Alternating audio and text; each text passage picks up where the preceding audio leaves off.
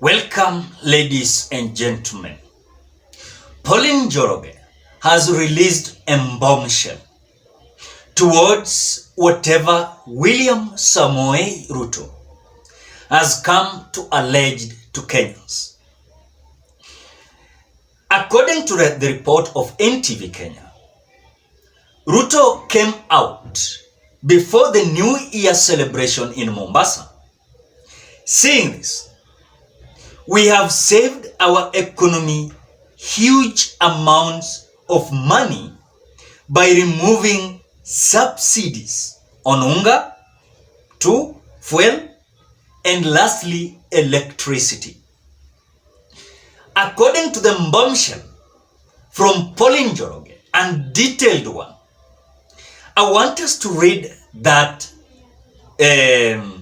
bombshell that Pauline Njoroge has come out to write in her Facebook timeline. But before we do that, ladies and gentlemen, please do me a favor, ensure that you subscribe if you are a visitor for the first time.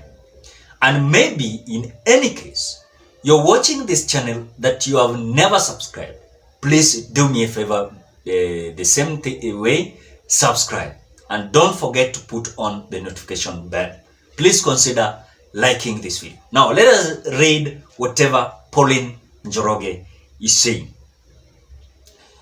Removed subsidies, yes, but still borrowed 1 trillion Kenya shillings within 3 months.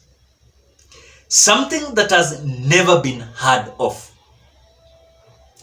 And she's continuing to say this: in 10 years of Uhuru's reign, he borrowed 6.7 trillion Kenya shillings.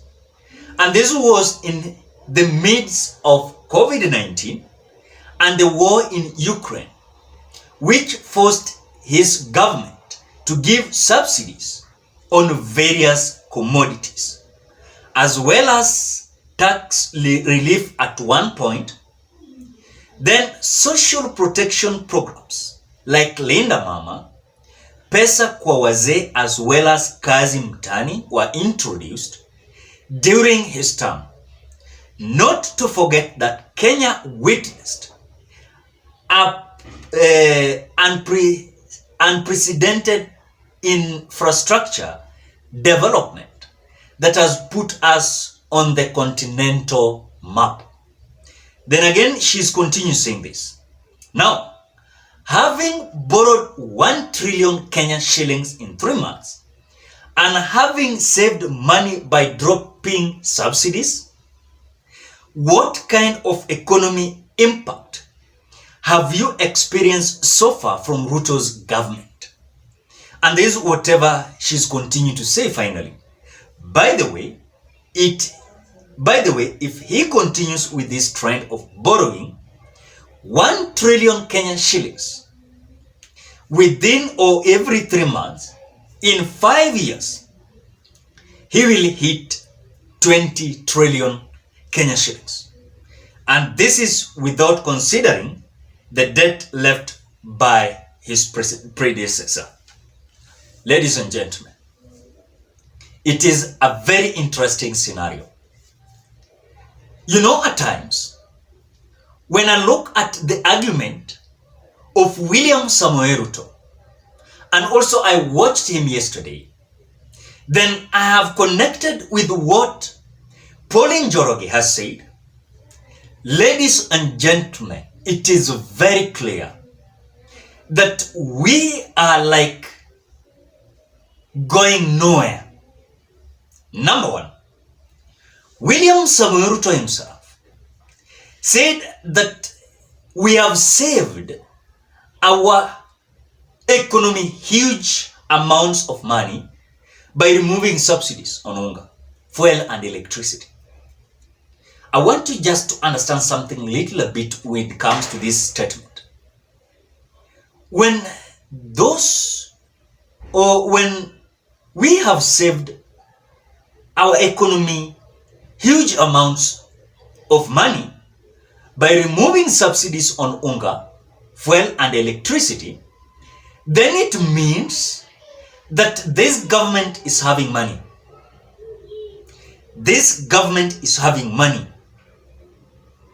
And which kind of work does this money performs, or inafanya kazi gani?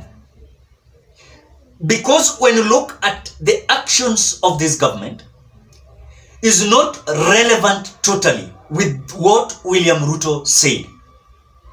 Because if in any case they saved huge amount of money to the economy of the Republic of Kenya by removing and dropping the subsidies on unga, fuel and electricity, then they could have not received 1 trillion Kenya shillings as a loan that will be repaid with the due time. Then when we say like this, then some people are thinking like we are so much propagandist. But you call us propagandists, but the truth shall prevail. You like it, you don't like it.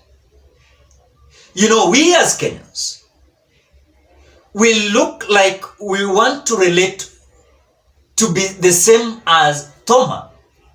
We want to see it with our 2 eyes, which at that time we are waiting to see with our 2 eyes. Then we will not be somewhere to be seen. Because now we'll be having a lot of challenges that even this expression that we are having shall never come out to be sensed. Because this is the reality. A very interesting scenario that the president, your president and my president, is saying that look, we have saved a huge amount of money to the economy of the Republic of Kenya. Then if you have saved from the subsidies that you removed from unga, fuel and electricity, then I think, according to my opinion, it will be a good stature that the government not to receive any loan. And when William Samoei Ruto ventured into the new administration, or rather, when he was sworn in as the new administration, William Samoei Ruto insisted that his government was not ready to receive which kind of loan. What we are seeing, the government within 3 months has already received 1 trillion within a period of 3 months. Then Pauline Njoroge is asking simple question. If this government, just only 3 months, they have taken 1 trillion Kenyan shillings, what if about 5 years, they take 1 trillion every month? Then it means that in a period of 5 years, we are going to have an additional of loan that must be repaid that is going to be worth 20 trillion Kenyan shillings within a period of 5 years. Then, without considering the debt that this government is going to leave, then I want to say, and I want to say without any fear of contradiction, this government is lying to us live, and we are clapping for them. We are very keen on whatever they are going to do starting this January. And I know some people will say that we are keen, but we can't do anything. But we will say the truth. This government is lying to Kenyans live. If a whole president elected and sworn in the office, having the instrument of powers, lying to Kenyans that we have saved a huge amount of money after we had removed a subsidy from unga, electricity and fuel, then why did you receive 1 trillion Kenyan shillings alone to your government? It means you are fooling us. You are fooling us. What are your thoughts, Kenyans? You can drop your opinion at the comment section below. Otherwise, I want to appreciate you so much because of great support. Happy New Year and be blessed as we continue to have new chapters. Bye bye till we meet on another video.